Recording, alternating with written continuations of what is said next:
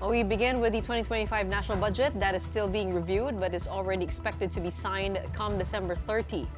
According to the palace, President Bongbong Marcos and the cabinet are still scrutinizing the proposed 6.352 trillion pesos spending bill approved by Congress. Malacanang did not directly address concerns of Senator Amy Marcos about the General Appropriations Act or the GAA. Now, among other things, the president's eldest sister wants the budget for public works reduced by at least 188 billion pesos to make the GAA lawful. She also criticized the restoration of funding for the Ayuda sa Kapos ang Kita program, or AKAP, and the 12 billion peso cut from the DepEd budget. Senator Marcos said she is more open to a reenacted budget than a fresh, yet, quote, very, very bad funding measure. But Executive Secretary Lucas Bersamin says PBBM and the cabinet are thoroughly reviewing items in the GAA, even without the calls to do so. Bersamin adds that they are making sure these provisions conform to the Constitution and will prioritize the legacy thrusts of the administration. Diaz assures that President Marcos is practicing prudence when it comes to programming and spending of the country's limited fiscal resources. Let's get the insights of our first guest tonight on this issue and other political matters. We have with us on the big story Teddy Casiño, former Bayan representative and now running for senator in the 2025 elections. Welcome to the big story. Thank you, and good evening, ladies. Good evening to everyone who's watching. Well, Teddy, it is December 26. We have 4 days till the president plans to sign the GAA on December 30 on Rizal Day. They say they are thoroughly reviewing this, but what are the options by the president, knowing that a reenacted budget is not part of those options because of the coming election year, meaning hindi natin maibabalik yung budget ng nakaraang taon sa susunod na taon? What can you see here? What can you see the president doing to make this constitutional and to correct what he says he wants to correct? Like, for example, in the education department, as well as the actually, hindi ko sigurado kung ibabalik niya yung sa PhilHealth eh. Pero anong nakikita mong options? Parang hindi pala. Well, you know, the president can veto certain items in the budget, but I don't think he has the power to realign funds at this point because that has already been finalized by both houses of Congress. So the president can either sign the GAA as is, or he can just veto certain line items. But he cannot, like, you know, restore the budget of PhilHealth or restore the 12 billion taken out from the DepEd.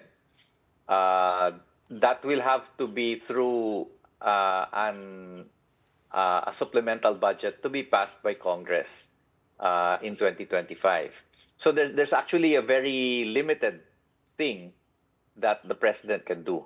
Either he signs it en toto, or he just vetoes certain line items, but he cannot, you know, juggle funds. And then he will have to rely on supplemental budgets to be passed by Congress for next year. The other option is, of course, a reenacted budget. That means he will veto the entire GAA. So I think that that's even more problematic. Why? Why is it even more problematic? Well, basically, one, it's never been done. You know, na-reenact ang budget pag hindi naggagawa ng Kongreso yung kanilang trabaho. But this time, they actually completed the work, and it's just up for the president's signature. So there might be some legal or constitutional issues. Secondly, that gives a blanket, you know, it's basically a blanket authority for the president to juggle funds, because a reenacted budget is supposed to be for last year. So since hindi na pwede yon kasi nagastos na yun ng last year, this gives the president the leeway to really realign funds left and right for the coming year.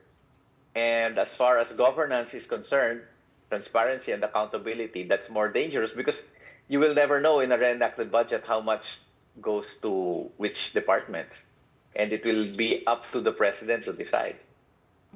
So what do you think is the best option among these things that you enumerated? I think he can probably veto line items, like, remove the ACAP, probably remove certain amounts from certain departments, and then push Congress in the next year to come up with a supplemental budget, in effect realigning the budgets that he vetoed to, for example, back to DepEd or back to PhilHealth, etc., or back to the National Irrigation Authority or to the DOLE or DSWD. But that will require a lot of work and coordination between the executive and the legislative. Coordination which should have been done during the deliberations of the 2024 Congress. Ang problema kasi dito sa BICAM, nagkayarian eh. And I think in the BICAM, the president probably had little influence over it because it was really horse trading among the senators and the congressmen by that time. Well, sabi nung nakausap namin dito si Kenneth Abante of the Citizens Budget Tracker, that's still the best option, ibalik sa BICAM. Pero ang sabi niya, sana matapos na by this window, this year. Kasi kung next year, medyo madidelay lahat. You don't think that's a good option? Bring it back to BICAM? I don't think it's a realistic option ibalik sa BICAM kasi we just have a few days. And if the BICAM doesn't finish their job by December 31, that's that. And then, hindi lang simpleng i-resume mo yung BICAM. Whatever the BICAM does has to be ratified by both houses of Congress. And naka-recess na sila eh. And I don't think they will, go all the way back to Manila on December 31 just to approve this has to be a budget has to be passed before the year ends. Am I correct? Is that what is written in the Constitution? Okay. Otherwise, it gets reenacted. Pero hindi reenacted kasi actually nagawa ng Congress yung trabaho niya eh. It's now with the president. So medyo difficult difficult situation. If they did that probably before Christmas, they would have had time. We pushed for that. Bago nag-recess ang Congress, tinulak ko namin sa Makabayan block na i-resume yung BICAM and then iparatify uli sa Congress. But this proposal was not acted upon by both houses of Congress. Okay, well, Teddy, let's talk about the DPWH getting the lion's share of next year's budget with almost 289 billion peso increase for the DPWH. But the president's eldest sister, si Senator Amy Marcos, did say she's actually pushing to have it reduced by at least 188 billion pesos. What do you make of that? Is that actually possible? Kasi alam naman natin, even the education sector under the Constitution is supposed to get the biggest chunk of the budget. Yes, there's a constitutional issue there. So the problem is that hindi malinaw sa atin saan ba mapupunta yung dagdag na budget sa DPWH. But I think just to make the budget constitutionally compliant, what President Marcos can do is veto certain items in the DPWH budget to make it number 2. Compared to the DepEd budget or to the education sector budget. At malamang, ang pwede mo tanggalin talaga dyan yung dinagdag ng BICAM because, the practice is that the items added in the DPWH infrastructure program during the BICAM are the insertions of both the congressmen and the senators. But yun nga, walang transparency dyan eh. Hindi natin alam anong particular projects ang pinag-uusapan natin dyan. And it's such a huge amount. I wonder what will happen kung nakalusot itong proposed national budget as it is, na merong mga questions about its constitutionality. What will happen kung pinirmahan to? I mean, who will be held liable? Well, there will most likely be a constitutional challenge, at least doon sa point ng education sector getting the number one priority in the budget. Who will be liable? Well, it will be Congress and the President if he signs it. And the question is, if that is deemed as unconstitutional, do we revert back to the 2024 budget? That's unprecedented. Wala pa kasing budget na naki-question for constitutionality eh. So this will be a precedent setting if ever. Well, another yung sa education kasi the president seems determined to reallocate or make sure na medyo mas malaki yung educational sector budget than the DPWH. Mukhang yun ang kanilang i-address. But itong yes, PhilHealth... but he cannot add eh. All he can do is veto. Oh, veto. He Babawas lang sa cannot add or realign DPWH. anymore. So, babawasan niya siguro yung DPWH budget. That would be a more logical... Pero itong sa PhilHealth na zero subsidy, we spoke with DOH ASEC Albert Domingo, and he says this is their way of quote-unquote medyo dinidisiplina nila yung PhilHealth na gumastos more efficiently to be able to provide services and not act like a pension fund.